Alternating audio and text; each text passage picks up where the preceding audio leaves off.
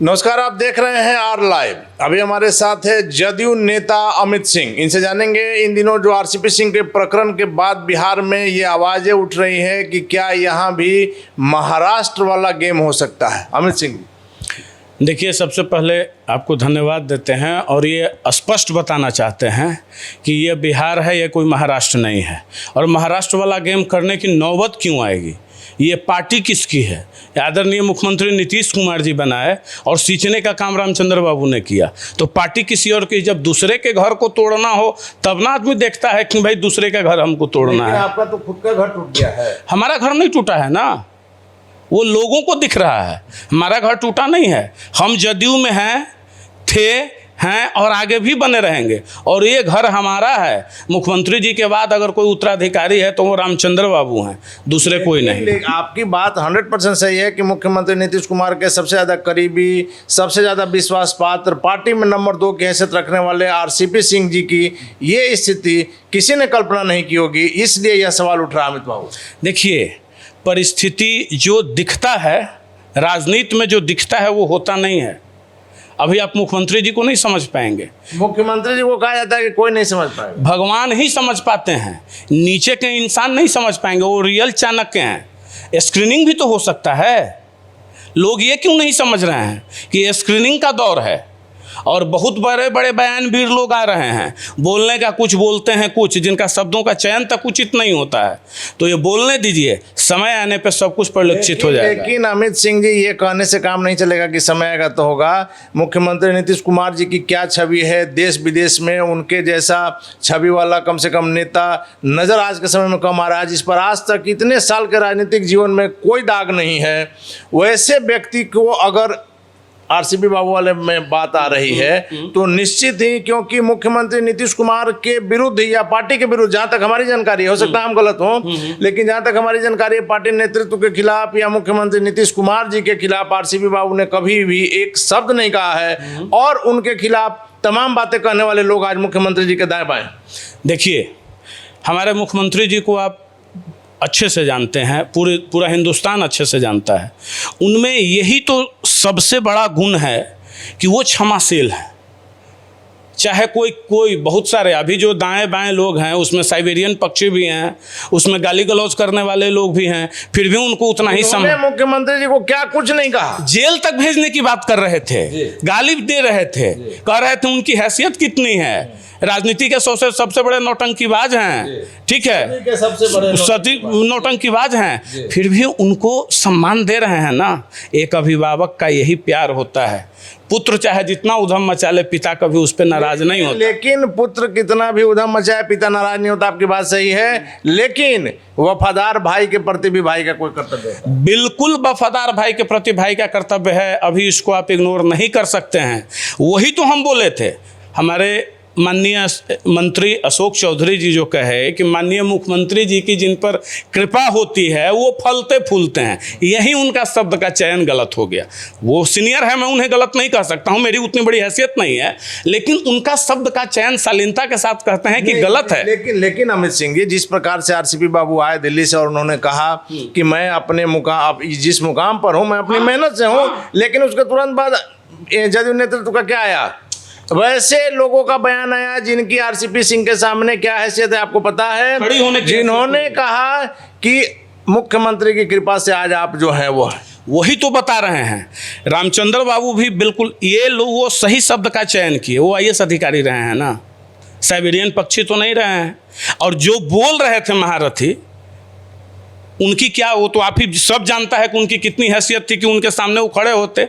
और रही बात कृपा की, तो वहाँ कृपा की बात नहीं है, वहाँ शब्द का चयन यह होना चाहिए था कि जिनके अंदर क्षमता थी, जो मुख्यमंत्री जी के विश्वसनीय होते थे, उन्हें ही वो महत्वपूर्ण पद हमेशा से देते आ रहे हैं।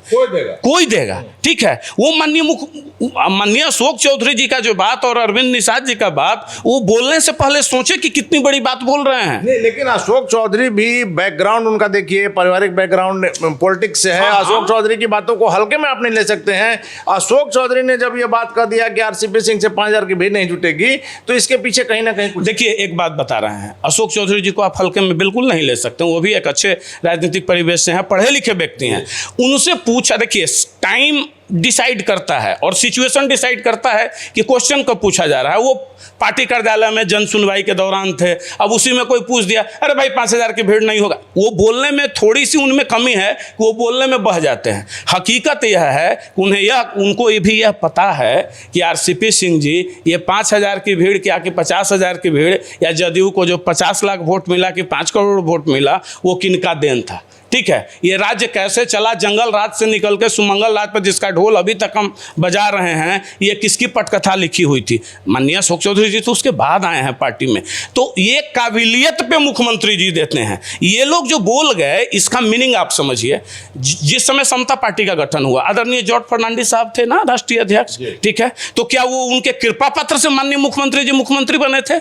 नहीं, इनमें काबिलियत थी, इसीलिए जॉर्ज फर्नांडिस साहब ने बिहार का कमान इनके हाथ में दिया। मैंने शुरू में कहा कि मुख्यमंत्री जी पर प्रश्न चिन्ह नहीं है। आज के दौर में दूसरे लोग उनका उदाहरण देते हैं कि सुशासन बाबू ने जो काम किया, बिहार में जो काम किया, ये कोई नहीं कर सकता है, और उन्होंने करके दिखाया है। लेकिन वैसे में क्या मुख्यमंत्री जी को ये नजर नहीं आ रहा है कि उनके सबसे विश्वास पात्र लोगों को उन्हीं के लोगों के द्वारा बेइज्जत किया जा रहा है? अब यहीं पे एक कंट्रोवर्शियल बात आपको बताते हैं। 2 दिन पहले के एक टीवी डिबेट में हम सुन रहे थे, जैसे बोले ना, किन्हीं का बयान आया था, उपेंद्र कुशवाहा जी का या किन्हीं का, कि भाई 117 से 72 क्यों, 72 से 41 क्यों? हाँ, ये चीज बोले ना। और राजीव रंजन जी जो पूर्व प्रवक्ता थे, वो टीवी डिबेट में बोल रहे थे कि चिराग पासवान जी पर बीजेपी ने एक्शन नहीं लिया, जिसके कारण से ये दुर्दशा पार्टी की हुई। तो आप ये बात, हमारा कहने का मकसद ये क्यों है? कहने का मकसद यह है कि माननीय मुख्यमंत्री, जो लोग ये, अगर आप यह समझते हैं कि जो ये लोग बोल रहे हैं वो मुख्यमंत्री जी की भाषा है, तो इसका 100% यह बात गलत है। और पार्टी में बोलने का महत्व, अगर माननीय मुख्यमंत्री जी कुछ बोलते हैं उनका महत्व है, उसके बाद अगर किसी का महत्व है, ये बात आपकी 100% सही है कि जदयू में अगर कोई कुछ बोल रहा है, कोई निर्णय, तो सिर्फ और सिर्फ मुख्यमंत्री की पार्टी है, उनके निर्देश पर सारे लोग चल रहे हैं। इसी से सवाल उठ रहा है अमित बाबू कि आखिर ये लोग बोल रहे हैं तो कहीं ना कहीं मुख्यमंत्री का नहीं, बिल्कुल नहीं। मुख्यमंत्री जी की इनमें कोई सहमति नहीं है। कोई कितना भी गंगा में हेल के कह दे, हमको मानने को तैयार नहीं है। गंगा में भी खड़े होकर कहेंगे। लोगों पर एक्शन क्यों नहीं लिया गया?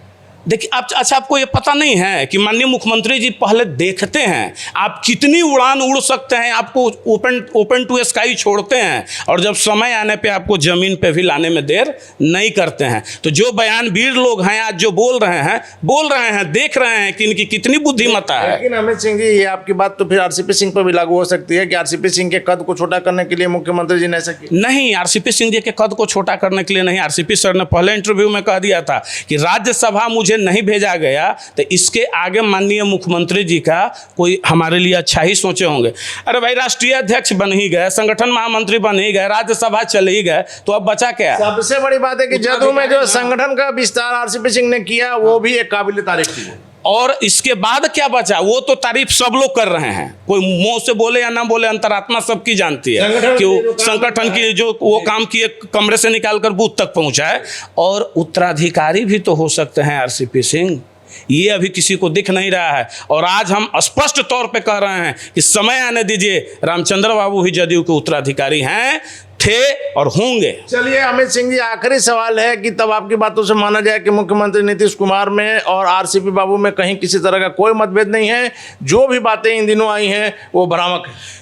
बिल्कुल सही। ना ही मुख्यमंत्री नीतीश कुमार जी में, रामचंद्र बाबू में, ललन बाबू में, इन लोगों में कोई भी ये मतभेद नहीं है, कोई कंट्राडिक्टरी नहीं है, कुछ भी में नहीं है।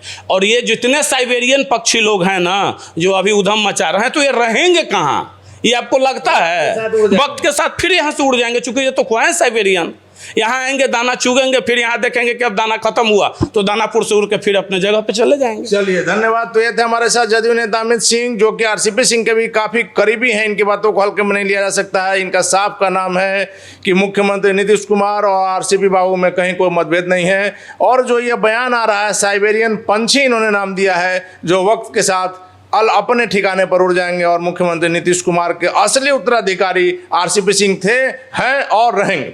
ये तो आने वाला वक्त बताएगा। फिलहाल आप बने रहें आर लाइव के साथ।